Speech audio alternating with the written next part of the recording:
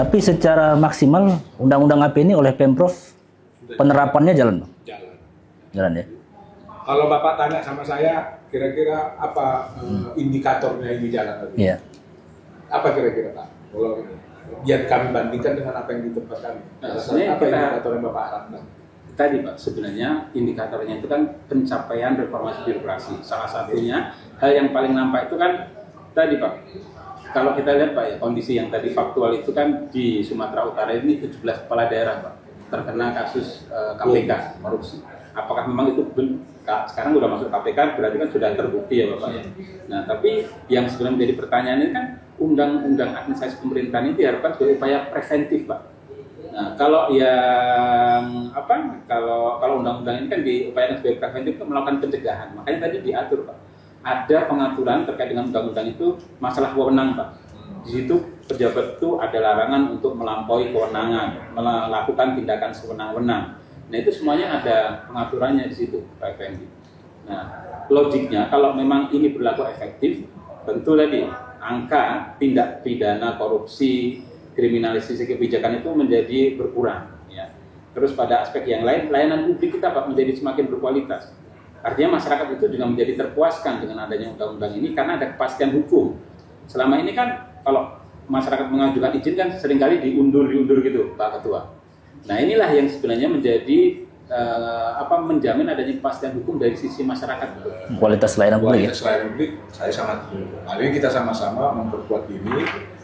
Kalau ada rencana revisi kita revisi. Oke lah omnibus law itu.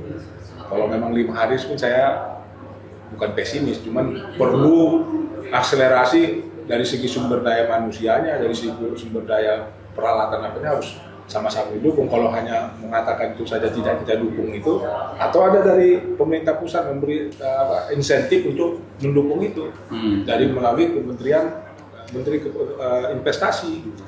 Selama ini kan investasi ada memberi DAK khusus untuk perizinan ketua untuk perizinan. Nah, itulah harus digunakan insentif DAK itu untuk memperkuat itu. Kalau perlu ditambah. Waktu zaman saya dulu kalau nggak salah 500 juta untuk sumber daya manusianya dan untuk perangkat-perangkatnya. Kalau bisa ditambah melalui DAK, melalui Menteri Investasi. Inspektorat selaku SPI? Kami bersyukur lah ya. Ini pengalaman pribadi, inspektorat kami termasuk inspektorat yang kalau bahasa kita Medan nyinyir ya Bang? Nyinyir, dalam arti memang nyinyir untuk kebaikan. Jadi selalu memperingatkan, surat terus disampaikan kepada OPD untuk melakukan tindakan-tindakan sesuai dengan peraturan. Dan mereka rajin melakukan tindakan-tindakan terhadap apa yang kalau diduga langsung mereka turun. Apalagi digunakan oleh pimpinan ada penilaian.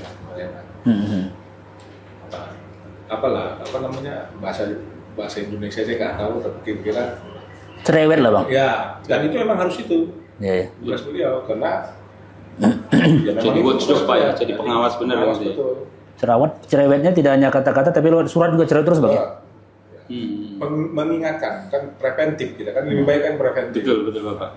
Preventifnya. Kalau misalkan sebelum APH masuk harusnya di internal dulu diselesaikan ya Bang, pada konteks wilayah kebijakan di sinilah ya. Kalau kebijakan iya. Iya ya. Tapi kalau tindak pidana tentu kan tidak pidana itu udah pribadi kan. Iya. Dan semua APH punya hak untuk itu.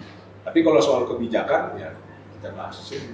Karena kebijakan pun menurut ini kan tidak bisa dikriminalisasi kan. Yes. Iya. Kebijakan kan. Kan masalah kuadran, masalah etika dan norma kan.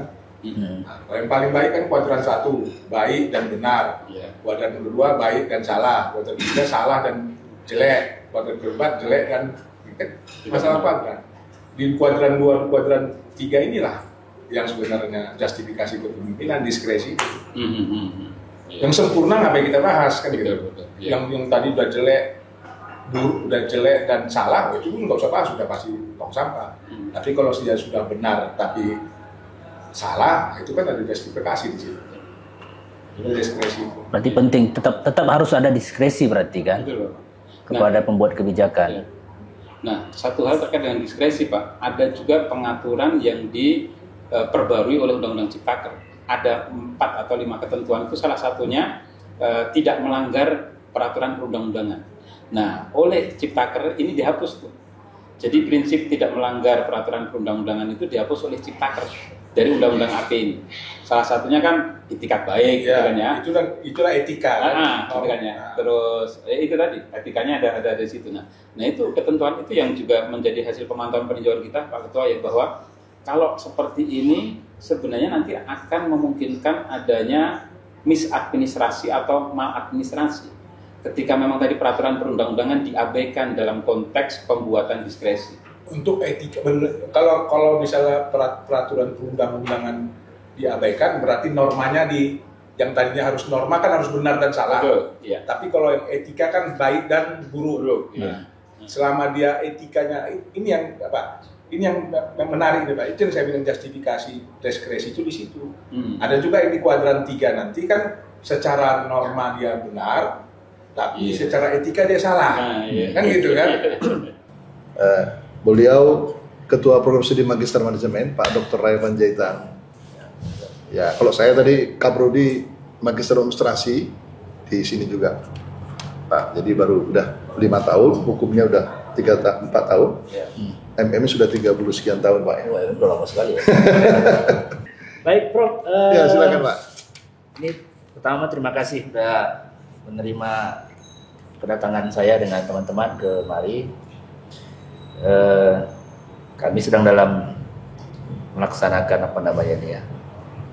tugas tim ya, terkait dengan rencana usulan perubahan undang-undang administrasi pemerintahan. Undang-Undang 30 2014. Tentu dalam konteks ini memang hari ini 34 anggota DPD masing-masing ke daerah masing-masing.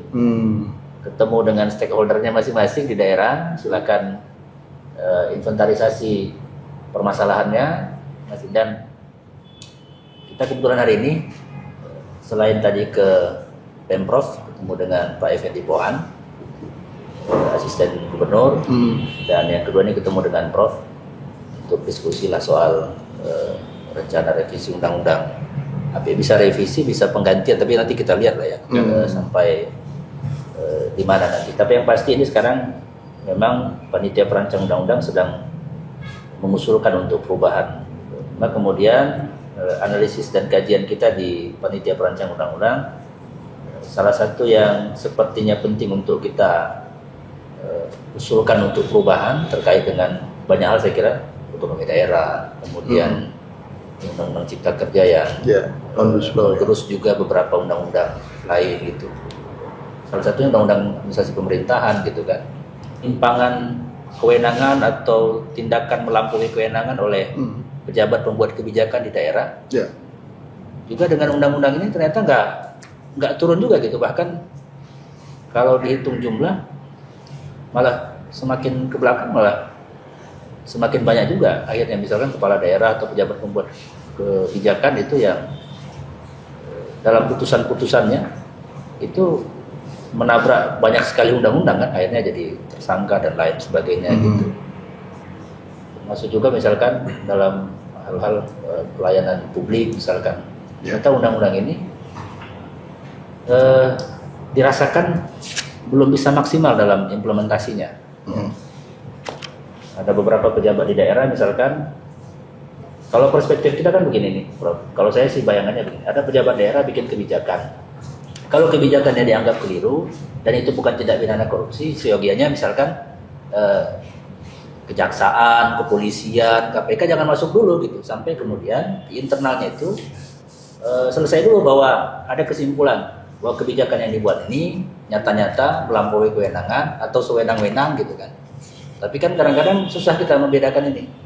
Tiba-tiba meskipun kepala daerahnya belum tentu melakukan kesalahan, karena kebijakannya salah, langsung masuk aja nih. KPK masuk, polisi masuk, kejaksaan masuk. Akhirnya pejabat di daerah nggak berani bikin inovasi-inovasi kan. Kalau pejabatnya udah nggak berani bikin inovasi, udah pasti pembangunannya stagnan itu menurut saya. Hanya normatif aja pasti. Jangan-jangan serapan APBD-nya pun juga mereka nggak berani maksimal. Padahal itu suka hati kalian aja loh, yang penting aku aman-aman begitu. Kalau udah begini cara dan mindset berpikirnya para pejabat pengambil kebijakan di daerah, saya khawatir pembangunannya pasti nggak jalan. Mending nggak usah ada otonomi daerah, nggak usah ada ini kan. Udahlah, jalan normatif saja lah sudah begitu kan. Itu sih beberapa hal memang yang menurut kita menjadi kajian lah ya dengan Pak Ajis dan teman-teman di tenaga ahli juga. Seyogianya juga ada misalkan kayak pemberian hak diskresi kepada pejabat daerah misalkan untuk membuat kebijakan. Contoh sederhananya ada jembatan putus pas banjir. Kan perbaikan jembatan kalau pas banjir ini kan nggak ditampung di APBD. Terus kemudian mau dibiarin aja orang nggak lewat kan gitu kira-kira bro. Apa kita tunggu dulu tahun depan kita sahkan APBD baru jembatannya dibangun lah. Orang mau melintas. Nah yang begini-begini kan harus tetap dikasih ruang ya, diskresi lah sebutannya begitu. Kalau saya sering menganalogikan begini, kalau ada pintu masuknya pintu besar oke, nggak ada pintu kan harus bisa lewat jendela. Kalau nggak ada lewat jendela siapa lubang angin kok supaya kita bisa masuk kan? Iya, jangan sama sekali nggak ada celahnya gitu kan? Oh ini punya salah gitu. Apalagi udah faktor like or dislike misalkan. Ya kadang-kadang kan ada pejabat daerah jadi target karena kepentingan politik tertentu misalkan. Nah ini mesti dieksekusi, dicarilah kemudian. Saya kira nggak ada pejabat pembuat kebijakan yang nggak pernah keliru bikin kebijakan, bro. Iya betul. Pasti keliru itu. Jadi karena secara substansi barangkali undang-undang ini dalam perspektif kita di PPU perlu untuk adanya evaluasi dan lain sebagainya. Ya. Kami minta pandangan-pandangan juga. Iya, tadi terima kasih Pak. Terima kasih Prof. Pak Ketua. Jadi selamat datang di Nomensen, khususnya di Pasar Sarjana. Inilah kampus kita Pak. Baik, jadi tadi sudah di sounding juga soal apa kira-kira diskusi kita ini Pak. Jadi kemudian saya koordinasi dengan teman-teman juga supaya ini menjadi semacam masukan dari Paskala gitu Pak ya. Nah jadi jadi yang Bapak ceritakan tadi kan alur logikanya adalah bahwa apakah misalnya undang-undang unsur pemerintahan ini karena adanya omnibus law atau karena ini salah satu saja yang membuat ini menjadi menjadi tersendat gitu Pak ya. Atau memang setelah 10 tahun sebelum omnibus law ada, memang ini memang sudah nggak efektif berjalan gitu. Kan bisa tumpang tindih dengan adanya undang-undang pemerintahan daerah. Justru kalau menurut pandangan kami misalnya, ya omnibus law kan nggak salah ya, cuma kan mungkin proses dan sebagainya. Karena ini kan jujur bahwa banyak sekali policy kita dalam bentuk undang-undang yang tumpang tindih kan Pak ya, tumpang tindih. Nah, jadi satu kewenangan diurusin oleh beberapa kementerian misalnya, ini kan persoalan juga. Nah, belum lagi tadi soal diskresi di daerah itu memang belum diciptakan. Nah, barangkali apakah tidak perlu dipikirkan juga bahwa sebenarnya apa sih yang membuat undang-undang administrasi pemerintahan ini tidak berjalan misalnya sebelum omnibus law itu ada? Karena menurut kami pribadi pun, misalnya ini kan nggak populer gitu. Jadi sosialisasinya juga kayaknya tidak terlalu ini ya. Dan orang publik itu lebih mengenal undang-undang pemerintahan daerah. Yang sering dikuliahkan pun tentang ini juga. Jarang sekali kita Pak yang di administrasi publik itu menceritakan administrasi pemerintahan ini. Jarang sekali. Karena sudah ada undang-undang tentang kementerian, tentang presiden gitu Pak ya. Sehingga mekanisme itu lebih ke tata negara Pak ya. Sistem pemerintahan lebih di situ. Jadi gaung administrasi pemerintahan ini juga memang belum ini. Nah, tapi saya Pak malah agak lebih ekstrim ini Pak. Kalau memang mau nanti merubah, mungkin Pak Haji setuju. Jangan undang-undang administrasi pemerintahan Pak. Itu kan terlalu instrumental. Hanya menyangkut mekanisme bagaimana pemerintahan itu secara instrumental berjalan ya, rutinitas gitu Pak. Ya undang-undang administrasi publik aja dibuat, kenapa? Semana Pak Haji sih kan? Kan itu. Kesalahan kita selama ini selalu mengambil parsial Pak. Misalnya reformasi birokrasi, itu kan parsial. Orang nggak sadar bahwa birokrasi ini itu parsial. Harusnya reformasi administrasi kan, reformasi administrasi publik. Karena di sana banyak dimensinya Pak. Dimensi polisinya, dimensi etikanya, dimensi ekologinya, kemudian dimensi manajemen publiknya, ya Pak. Dimensi birokrasinya di salah satu sebetulnya. Jadi kesalahan kita selalu Pak parsial, reformasi birokrasi. Seolah-olah kan instrumental aja dia Pak. Nah, ini usulan kami, kenapa undang-undang administrasi publik gitu loh. Jadi jangan soal pemerintahan, hanya soal teknis saja itu seolah-olah. Sehingga banyak persoalan kita sebetulnya itu Pak, ke depan itu. Karena menyangkut teknis-teknis aja. Nah, dan itu juga sekaligus nanti digandengkan dengan sistem tata negara kita Pak ya, ketatanegaraan kita. Kan ini kemarin juga Pak Seldi Isra, Pak Aziz ya di Padang itu juga menyatakan bahwa sistem tata pemerintahan kita juga belum selesai sampai hari ini. Ya kan? Masih banyak persoalan. Ada undang-undang otonomi sendiri, ada undang-undang khusus, ada undang-undang ini kan terpisah-pisah nih Pak kan.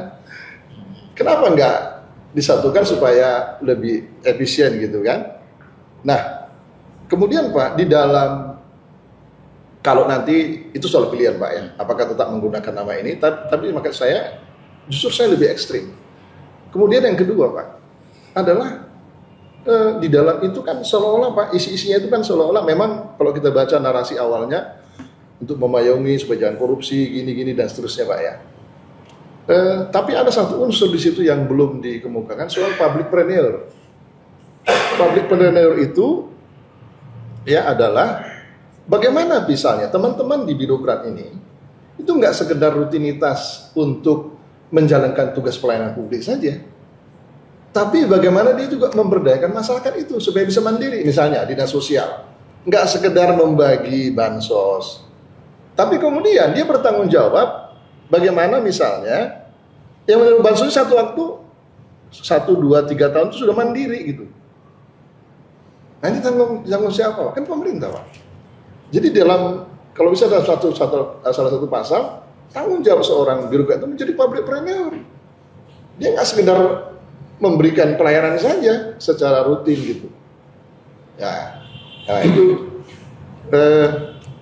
kemudian, nah itu tadi 3 hal yang kami pikir tadi yang perlu juga coba dielaborasi.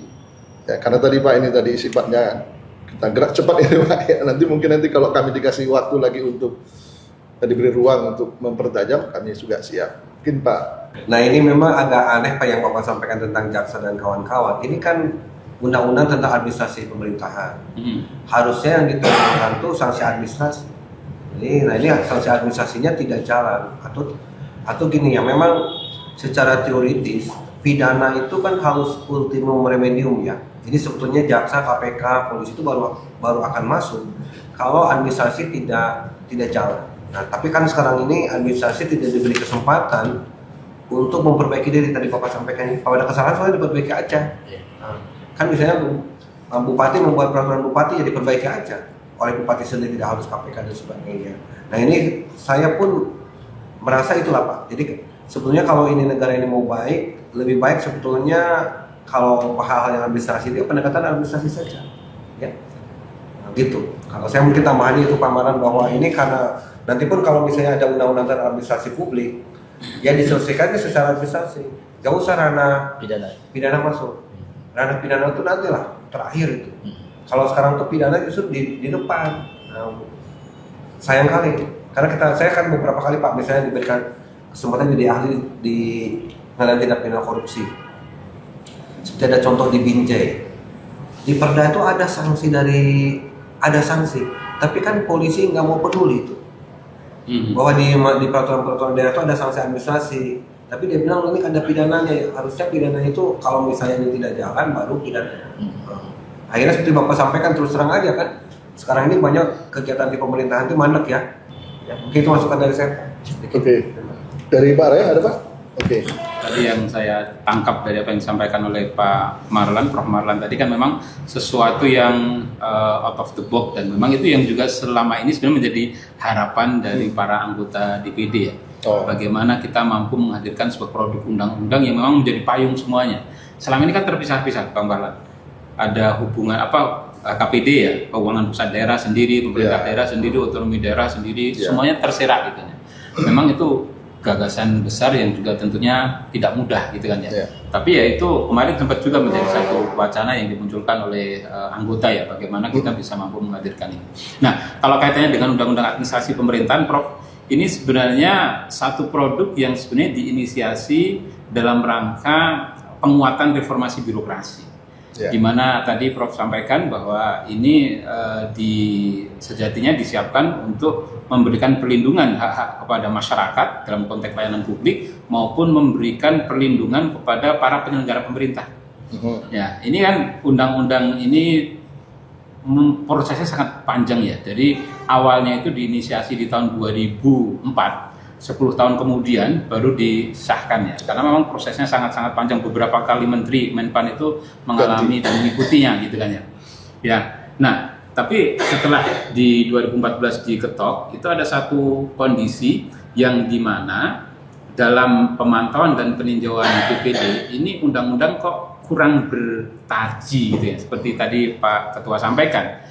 Ada satu posisi di mana dalam undang-undang ini memberikan pelindungan kepada para penyelenggara pemerintah, terutama untuk tidak lagi takut dan khawatir berlebihan ketika memang ada kriminalisasi kebijakan. Harapannya kan desainnya seperti itu. Nah, tapi ternyata kalau kita ngeliat profil dan potret dari pelanggaran kasus korupsi ini kan bukan semakin sedikit, tapi malah naik nih Pak. Ya. Kalau kemarin ditampilkan di data itu, trennya itu saat ini malah naik. Ada data itu dari baik dari pihak swasta, eksekutif, legislatif, itu semuanya itu banyak sekali yang memang tersandera dengan kasus ini ya, kasus-kasus korupsi ya. Nah, tadi disampaikan Pak Budiman tadi juga hal yang menarik ya, bahwa undang-undang ini kan sejatinya juga menonjolkan sanksi administrasi ya Pak Budiman ya. Nah, ini yang juga selama ini tadi disampaikan belum begitu seksi atau tidak, gaungnya nggak nampak ya pemahamannya. Iya, sangat tidak. Kalau di daerah itu sangat tidak. Iya, karena itu tadi memang kemarin kenapa kita putuskan ini menjadi menarik untuk dibahas di DPD, karena ASN sendiri yang sebenarnya menjadi subjek dan objek dari undang-undang ini banyak yang tidak mengerti, gitu kan ya. Bahwa undang-undang ini sebenarnya disiapkan untuk melindungi mereka ya, dalam konteks saya di pembuatan diskresi, ya, perizinan, gitu kan ya. Terus juga di dalam konteks pelaksanaan wewenang itu kan sebenarnya kan diatur di dalam undang-undang ini. Tapi ternyata jauh panggang dari api nih bagaimana praktek undang-undang ini difahami dan diterapkan di daerah. Nah, pada sisi yang lain kita juga melihat ya, tadi Pak Ketua sampaikan, APH itu lebih suka menggunakan pendekatan tindak pidana ya, dibandingkan dengan versi yang ini gitu kan ya. Nah, memang kalau kita lihat, saya sendiri sempat melihat ya bagaimana historis undang-undang ini sebenarnya juga diharapkan menjadi semacam umbrella. Karena di dalam ketentuannya itu yang berkaitan dengan undang-undang ini kan selain ada undang-undang layanan publik, ada ombudsman, terus juga ada petun gitu ya, peradilan tata usaha negara gitu, ada tipikor sendiri, tapi itu belum diharmonisasi, Prof. Jadi ini yang sebenarnya membuat ada dualisme di dalam implementasi undang-undang administrasi pemerintahan ini. Kita sebenarnya mendorong APIP ya, sehingga kualifikasi dan kualitas aparatur pengawas internal pemerintah itu bisa ditingkatkan. Tapi di sisi yang lain, aparat penegak hukum merasa bahwa itu merupakan ranah mereka, kalaupun memang merupakan tindak pidana. Nah, hal-hal seperti itu yang sebenarnya tarik menarik ya? Membuatnya ya tarik menarik. Ya sudahlah, disetujui, tapi dengan catatan nanti ya sudah biar aja. Tapi kita buat undang-undang yang lain gitu Pak kan bisa jadi seperti itu. Jangan-jangan seperti itu ini ya, karena gaungnya memang sangat kurang gitu Pak ya. Kita melihat di daerah masa undang-undang pemerintahan daerah, padahal di undang-undang ini sanksi juga diatur ya. Sanksi ada, iya, sanksi juga diatur. Berarti jangan-jangan belum pernah ada satu case pun ASN misalkan yang kena sanksi berdasarkan undang-undang ini kali ya? Enggak, karena undang-undang apa? Karena KSN ya. Karena KSN barangkali, undang-undang ASN barangkali yang membuat itu. Nah makanya karena kan DPR tidak punya orang untuk mempromosikan ke bawah ini ketika undang-undang ini ditetapkan Pak Ajis kan. Nah sehingga pemerintah jangan-jangan udahlah, yang penting udah ditetapkan tapi tidak usah terlalu dimaksimalkan. Jangan-jangan seperti itu. Ini masalah asumsi dulu lah. Itu. Nah, sehingga 10 tahun kita lihat juga enggak ini. Sama undang-undang pelayanan publik Pak Ajis kan. Sudah lama kan kita disinarkan itu. Sampai sekarang enggak disentuh-sentuh ini, dirubah ini. Padahal situasi sudah berubah. Situasi sudah berubah. Ya, selain pemerintah tadi, undang-undang pelayanan publik ini yang menyentuh langsung. Nah, apakah ini juga bisa di omnibus law kan ya kan? Ya, berbagai undang-undang tadi Pak Haji sudah cerita, disatu payungkan aja nih. Teman-teman di DPR puas kalau banyak. Dan selesai di tingkat formulasi. Dia nggak monitor lagi implementasi, Pak. Nggak urusan saya. Padahal kan nggak juga. Pengawasan itu kan ada sebetulnya. Ya kan, Pak? Nah, menganggap dulu asumsi lama, kalau sudah kebijakannya oke, maka implementasinya akan berjalan dengan sendirinya. Nah, ini satu kasus ini administrasi pemerintahan ini. Dianggap, tadi Pak Jis ceritain, udah begitu bagus, oke, formulasinya bagus. Implementasinya gimana? Ini nggak dipantau oleh legislator. Keren ini. Ya. Prof, makasih banyak, Prof. Sama-sama, Pak. Kita juga sudah... Jangan bosan, Prof. Wah. Kita siap